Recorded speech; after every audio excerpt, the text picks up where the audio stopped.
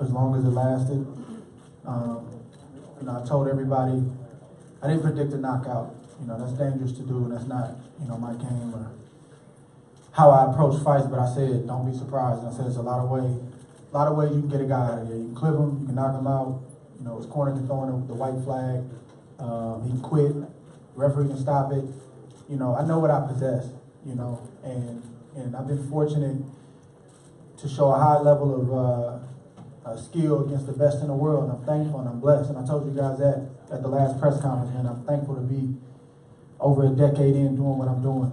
And, you know, I just give God glory for this victory, not because I won, but just the process. That's what makes me, is the process. This is just the end result, what you guys see tonight.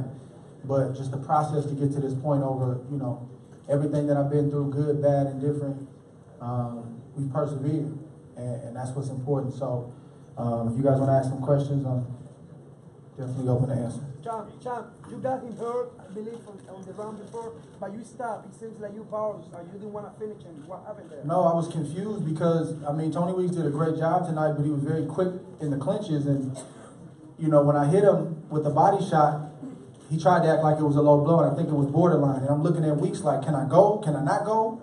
Because I didn't want to, you know, I didn't want to get a point taken. I didn't want something crazy to happen, so I'm looking at Weeks, and, you know, I think Weeks was kind of indecisive in the moment. He kind of motioned to go, so I went, and then he jumped in, so I was confused.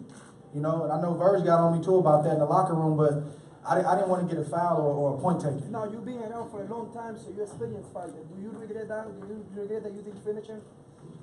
I did finish him.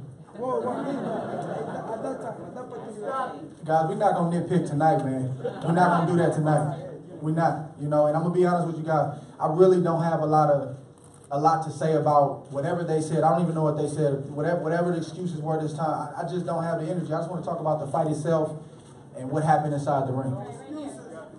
Andre, talk about your mobility, much better in this fight. Yes. Verge told me you had some issues going on with the knee. I thought the mobility was much better in this fight. And also talk about the implementation of the left hook in this fight and what it did for the amateur. I just try to do, you know, like we had a great camp. I had a good camp last time, but we had some hiccups. But, you know, we try not to talk about that stuff. You know, that fight, honestly, the first fight probably almost got postponed maybe 2 times because, you know, issues with my body and the knee flaring up and stuff like that.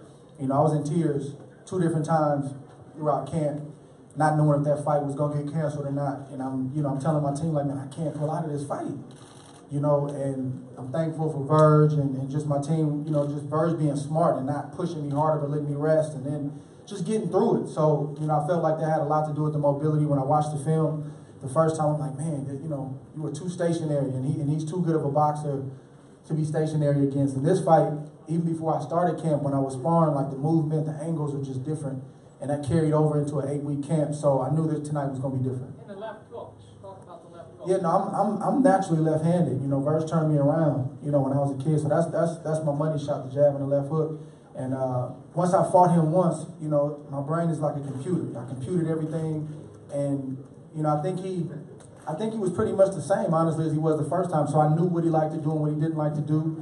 And quality fighter, but, you know, I was able to do some different things tonight. Andre, you got off to a slow start again tonight.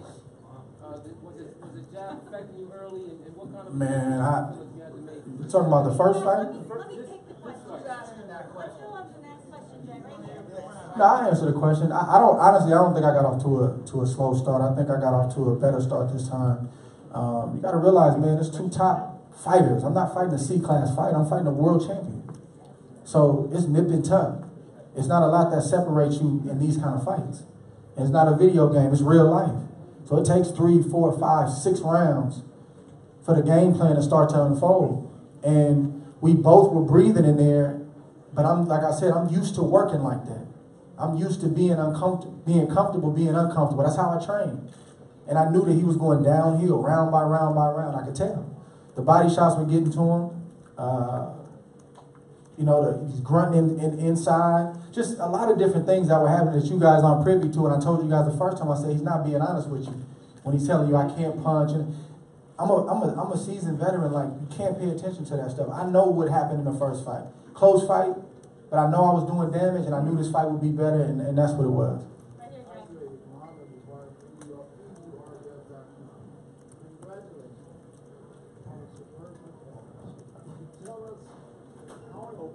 your timing, she just took the fight than it was the last time you fought.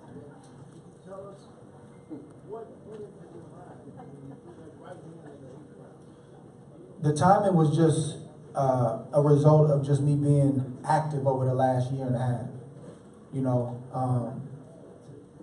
being inconsistent in the ring, even though you're in the gym, is not the same. So I think the last fight, that last year, was really good for me to get all 3 of those fights. I mean, I was in training camp probably 6 months out the year, last year. And to finish it off with the Kovalev fight, took some time off, and I came back to camp really, really sharp. So I just knew, like, camp went really, really good this time. And I just knew things were going to be different, and it translated into the fight. I just wanted to say that your composure seems to be second to none. It seems to be something that really you use to your advantage. How do you muster up that composure in adverse situations? Man, I've been under pressure my whole life. You know, I had my first child when I was 17 years old. My father died. You know, he raised me as a single parent when I was 18 years old. You know, that all of those trials and tribulations brought me into a personal relationship with Christ. And that enables me to stand in the midst of the flames and the fire and the giants and the naysayers and the critics and all this stuff and maintain my integrity. And that translates into the ring. You know, I've been fighting big guys. I've been fighting strong guys. I've been fighting bullies. I've been fighting the whole gamut since I've been 9 years old. I came up in the era where he didn't protect me. He would look out for me, but he gonna put me in there with that national champion as a young kid. I just had to earn my way, and we did it the right way. So that's why I don't get caught up in all the hoopla about how mean and menacing a guy is. You a man like I'm a man. And I fought you before. And I know what you got. And I know that if I come better, it's going to be a problem. And that's what it was tonight. So, and again, taking nothing from him, man, he's a really, really good fighter. I'm thankful and blessed to be able to come out on top. Thanks for the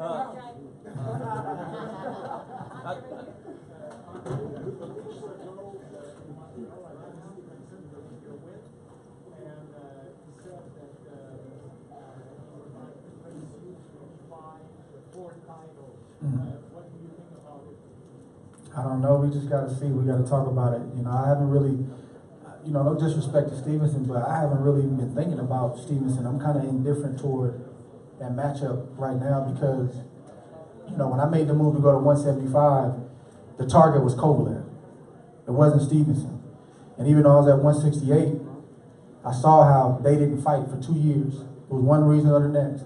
So that means something. So he, in a sense, I feel like he almost disqualified himself. Not to say that the fight can't be made, but it's just got to make a lot of sense because I went straight to the top guy, and now it's like, I got to see if that makes sense. So we just got to see. I'm not ruling it out. We just got to see. Hey, Andre? Yeah. I keep thinking back from the last time you had this much momentum in terms of a knockout, is when you fought Chad Dawson in Oakland. What can you learn from that experience and what happened after that in terms of wanting to keep this momentum going? I mean, I don't think it's anything to learn. Like, I think I had an injury after Dawson. You know, that's out of my hands. That's something that I got to persevere through. You know, it comes with the territory. And then I had the lawsuit. And you know, that's not always a bad thing. You know, I put myself in a great position now. I got a great team in Rock Nation. And I don't think it's any, like, lessons to learn. Like, that season was meant for me.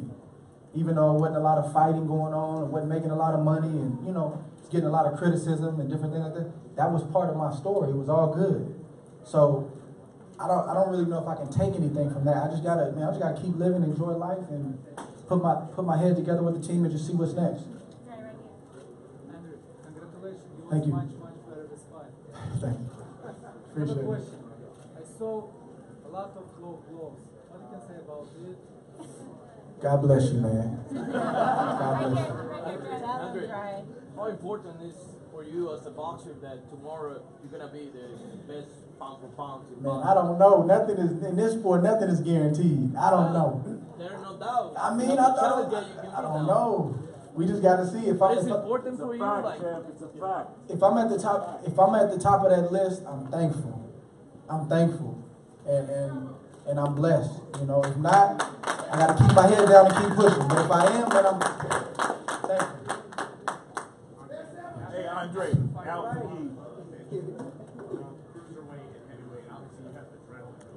Nah, it's not serious. Like, that's a real thing. How serious is that, and how far would you? I mean, it's more like it's a dream. Like, I don't have anything on the books right now for a cruiserweight fight, a heavyweight fight. I know it sounds crazy when you're light heavyweight, and I'm not the biggest light heavyweight. But look at Roy. You know, it happened. You know, and that's just always been a dream of mine, and that's something that me and Verge talk about. And it's like, you know, I do really well against big fighters because of my stamina, because I may not be physically the biggest, but I'm strong. I'm strong enough. So if the right opportunity and the right fighter comes along, anything is possible. And that's not just talking. That's real. I can put him up to that question. You know. That's all good. How you doing, Andre? I'll give you your entertainment ticket. Quick question. Do you still love this game of boxing? And also, your trainer, Virgil Hunter, does he still, when you train, does he put that in you to say, you gotta still love this?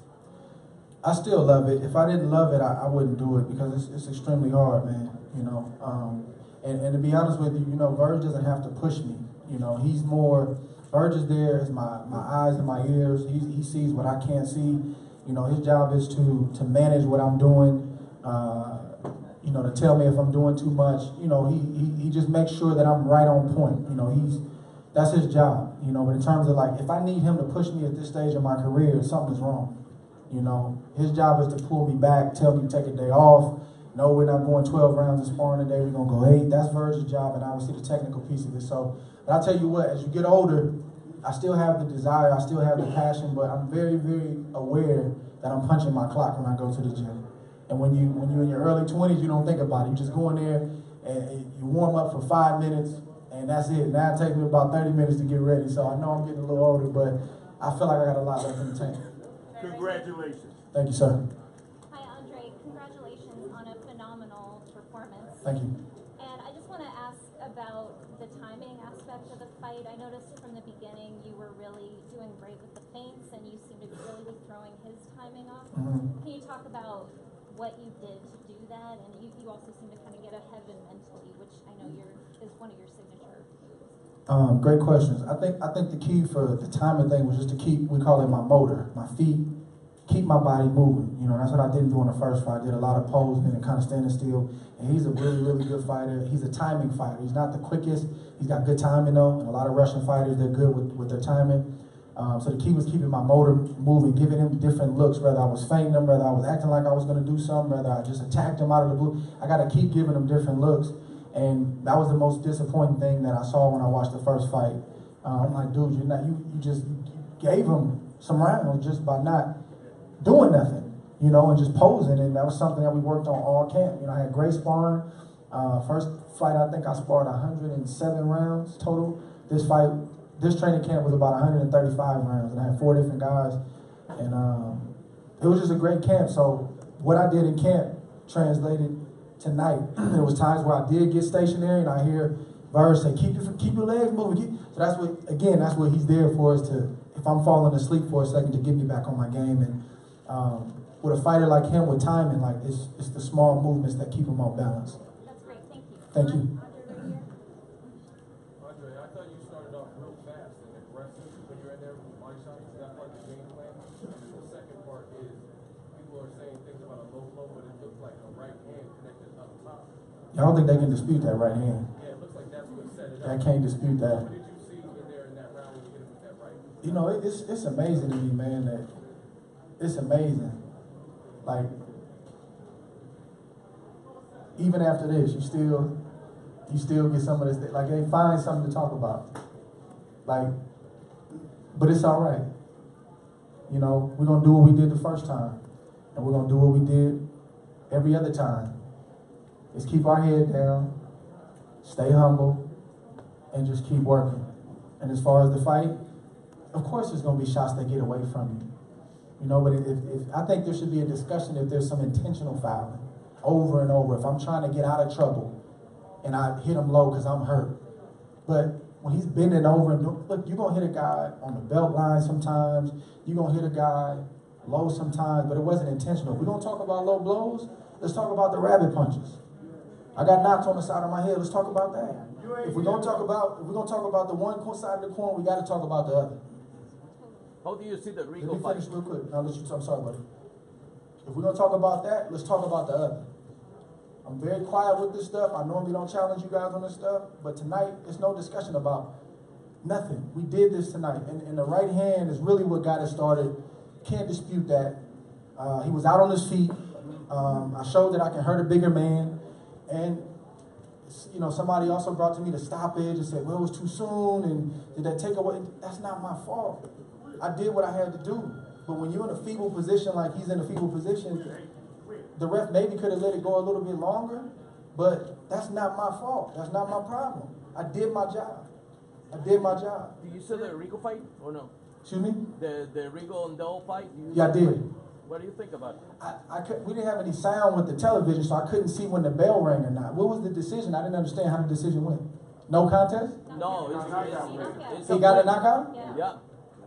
It's a good Until shot. now. Until now. I don't know if it was late, but it was a good shot. I saw the shot. I didn't have any sound on the TV. But move it.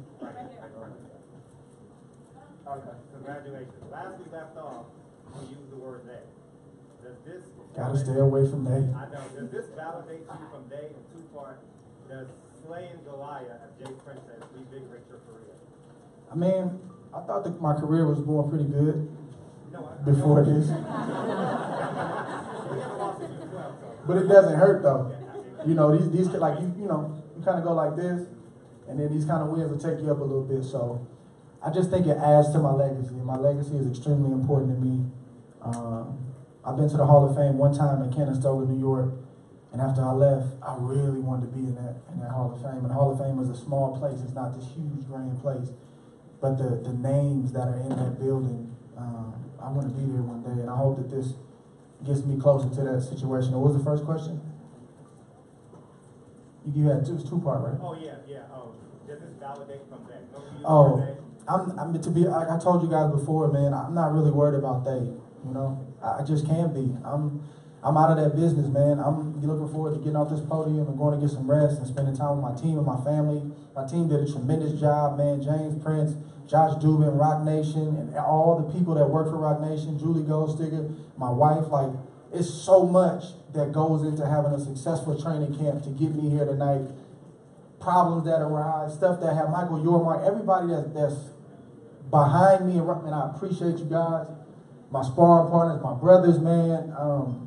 You know, I had 4 of my brothers in the house with me, you know, leading up this week. We just had some great discussions, man, and just them being around me just kept me uplifted and kept me encouraged. And it's a family affair, man. I got a tremendous team, man, and you know, I understand my position in this sport, and I'm understated, and that's okay. But we get it done, and that's what's important. What did Kevin Durant you talking about his weight when he jumped in? Man, he just congratulated me, you know, just like I did when he just won his world championship, you know. We don't just see each other when things like this happen. You know, we text, you know, often and just encourage each other and just check on each other. And just to see his face, man, there's a lot of people from the Bay tonight that came through. Marcus Peters, Marshawn Lynch, E40, Mr. Fab, like just people that I'm close to that I know. Yeah, Damian Lillard, he came through at the weigh-in yesterday. Yeah, KD, the rest of the Warriors, like Draymond Green, just man, there's just so many people here. Just to see their face, man, meant the world to me. So I appreciate you guys showing up, and I truly appreciate my team. I'm telling you, I got one of the best teams in the business, man. It's a lot of intricate things that go on in this sport, and I'm just so thankful to have y'all, man. You guys fight for me, and you guys do so much for me, and you allow me to just work and get my job done, and I'm thankful, man. I couldn't do it without you guys. I appreciate you.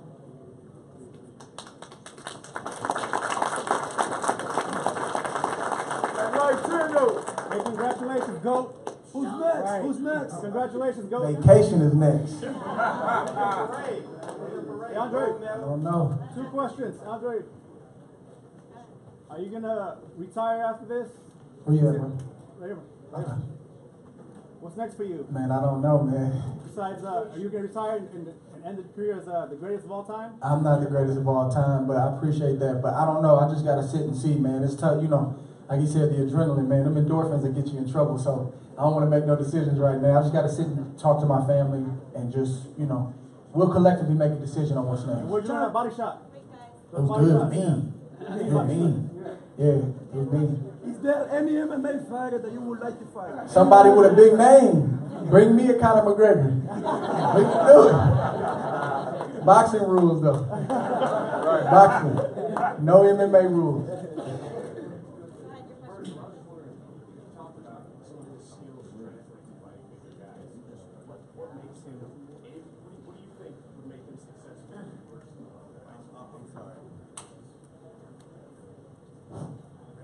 Working. He talks about some of his skills kind of translate to fighting bigger guys. When you're watching him, what makes you think he could be successful with this? If you were to move up to bruiser or bigger guy?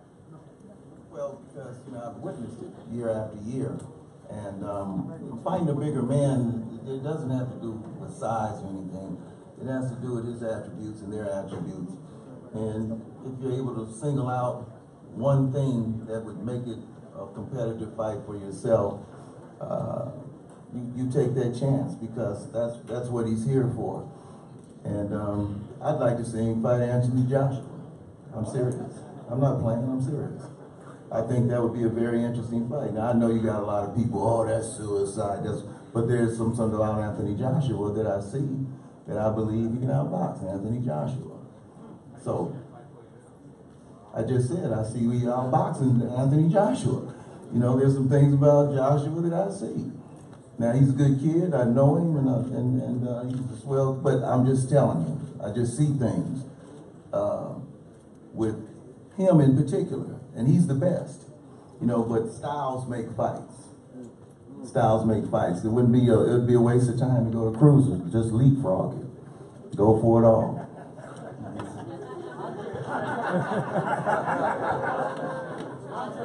Got me sweating, man.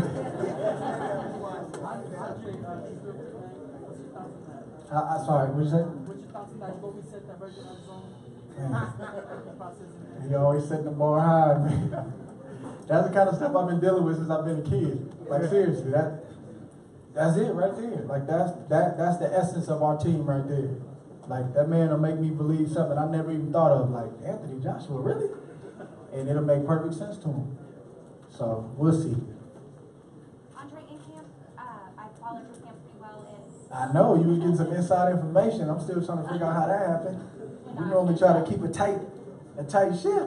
So, I have to ask you, in camp, you alluded to the fact that you and Virgil were working on some things. Yeah. And you wouldn't tell me what those were. Can you tell me now what those things were? Man, I don't even remember what I was talking about. We worked him a lot. I mean, I think he wasn't lying when he said he was training me to knock him out. Like, that's a fact, So what did you do differently to train to knock him out? I think, honestly, it's not even the physical part, it's just the mentality. Making up your mind that this is what's going to happen. And every day when you go to the gym, that's on your mind. It's not that you're looking for it, but understand where you need to be to get that done, what range you need to be in, and how you need to get it done. So it's more of a mentality. And that's what I was telling you guys before the fight came about, that there's no major adjustments that we made. It's a lot of little stuff. And a lot of little stuff at this level goes a long way. So it wasn't one big thing. It was just him looking me in my eye and said, look, I can show you text messages from earlier today and yesterday where he said, you're going to knock this man out. He planted the seed for you. Yeah, and that's his job. Like, he's been doing that since I've been a kid. Like, going to light heavyweight as a middleweight in the Olympics was not something I was thinking about. That was him. And it happened. So he's got a very, prophetic type of way about him, man, where he can see things before it happens. And, I used to think he was crazy, but now I've learned to respect it and just follow his lead. Because he ain't been wrong yet, so. Andre, one of the main things I noticed tonight is Kovalev was very predictable. Always leads with a left hand, never a straight right hand. It looked like you knew that as the fight went on. Yeah, I noticed that, but he's tricky too because he'll feint a little bit. It looks, I don't know how it looks, I guess, to you guys, but when I watch his film, some things look predictable, and they are, but he's good at what he does. His timing, his accuracy, but after about the second or third round, again, I computed it, picked up on it, said, okay, this is what he's trying to do. And I wanted to press the pace. That's why at certain points of the fight, like the first beginning of the round, I hit him with the hello shot.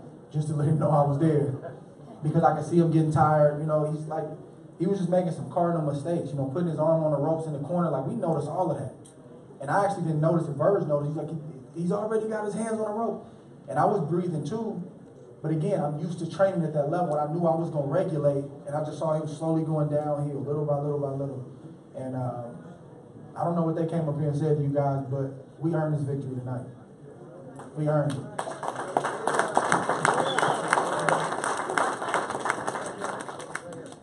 Hey, Andre, I thought you were especially brilliant tonight about keeping him from getting a big shot on him. Is that something you guys worked on? Yeah, and that's why when we tell you guys that it's about hitting and not getting hit, and that's why. Doesn't mean you're a reluctant warrior, it just means a strategy is playing chess, you know. If I know that you have a good right hand, doesn't mean that I can't take it, but why would I give you a shot just so I can land the shot? I'd rather have you miss it, or have you miss as many as I can make you miss, get you tired, and then counter.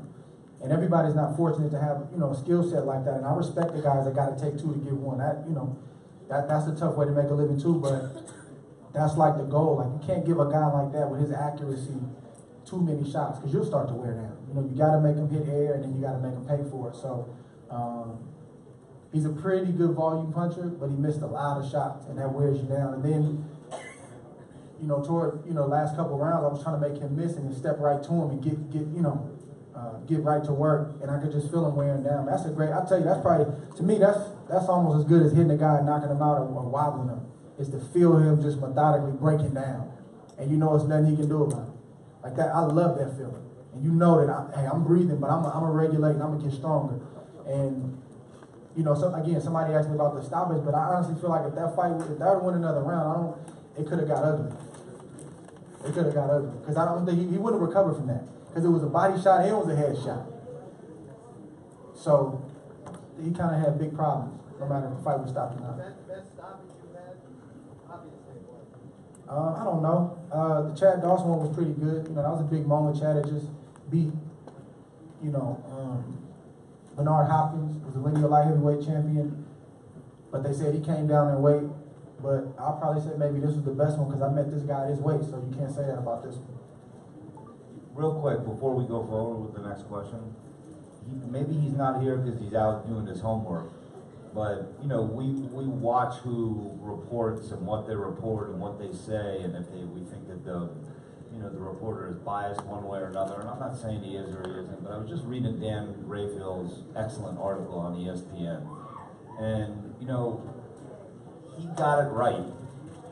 That it started off with a big right hand that got Kovalev jelly leg. And that is that you? That was the big right hand. And the other thing is that something you guys haven't asked, which is a real interesting thing, is the scorecards. Yes. Andre was up on 2 of the 3 scorecards.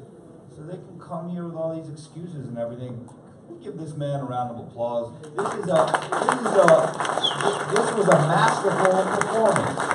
One of the best fighters ever walked in the ring. I mean, come on, you got to give it to him tonight. No excuses. One last question. Yes. Tremendous performance. Thank you. And to say, yes, you would have stopped. You didn't stop it, and you would have stopped it tonight. With that being said, if Kovalev acknowledges you were the better man, and you look at the film and you do notice maybe a low blow or two, would you give him a third fight? No third fight. That's how. I don't think that makes sense. It may make sense, say, for example, if he fought Stevenson, maybe won a belt 2 or 3 fights down the road. But again, y'all, like, if we're going to talk low blows, we're going to talk rabbit punches. We can't talk one without the other. And I honestly feel like his was intentional because he doesn't really know how to fight inside. That's the best thing he can do.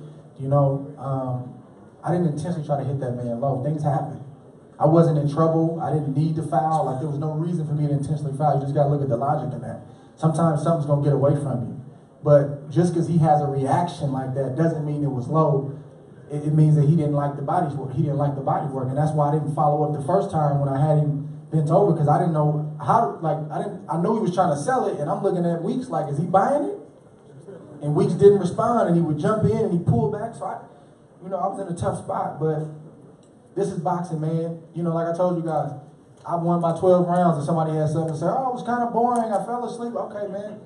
Then I had a close fight. Well, people say it's controversial, and then we come back after the controversy and do this, and we talking low.